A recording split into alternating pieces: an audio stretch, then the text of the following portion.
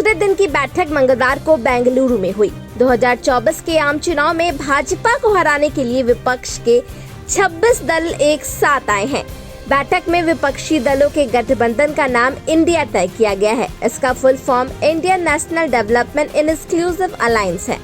इसका ऐलान कांग्रेस अध्यक्ष मल्लिकार्जुन खड़गे ने विपक्षी दलों की प्रेस कॉन्फ्रेंस में किया। उन्होंने कहा कि समन्वय के लिए 11 सदस्यों की कमेटी और एक कार्यालय जल्द बनाया जाएगा। इसकी घोषणा मुंबई में होने वाली हमारी अगली बैठक में होगी। खड़गे ने आगे कहा कि भाजपा ने लोकतंत्र की सभी एजेंसियों ईडी, सीबीआई आदि को नष्ट कर दिया है।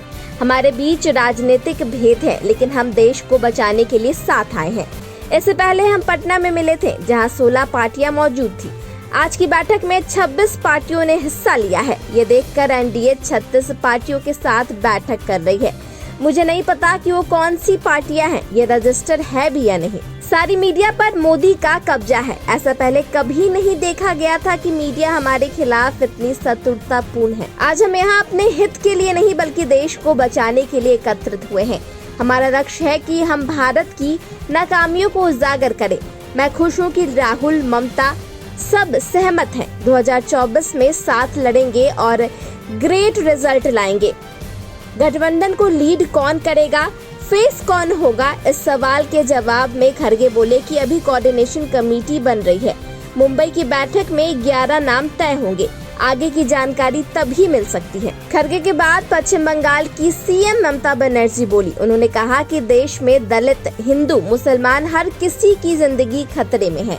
दिल्ली, बंगाल, मणिपुर हो, सरकार बेचना, सरकार खरीदना, यही काम सरकार का रह गया है। हमारे गठबंधन का नाम इंडिया है। भाजपा, क्या तुम इंडिया को चैलेंज करोगे? वहीं दिल्ली के मुख्यमंत्री अरविंद केजरीवाल ने कहा कि 9 साल में केंद्र सरकार ने हर सेक्टर को बर्बाद किया है। इन्होंने एयरपोर्ट, जहाज, आसमान, धरती, पाताल सब बेच दिया। इनकी सरकार से किसान, व्यापारी, हर वर्ग दुखी है। देश में जिस तरह से नफरत फैलाई जा रही है, उससे देश को बचाने के लिए हम इकट्ठा हुए हैं। महाराष्ट्र के पूर्व सीएम उद्धव ठाकरे बॉलीवुड अंदाज में बोले। उन्होंने कहा कि हम देश को बताने आए हैं कि मैं हूं ना, देश हमारा परिवार है। हम अपने परिवार को बचाने के लिए एकत्रित हुए हैं।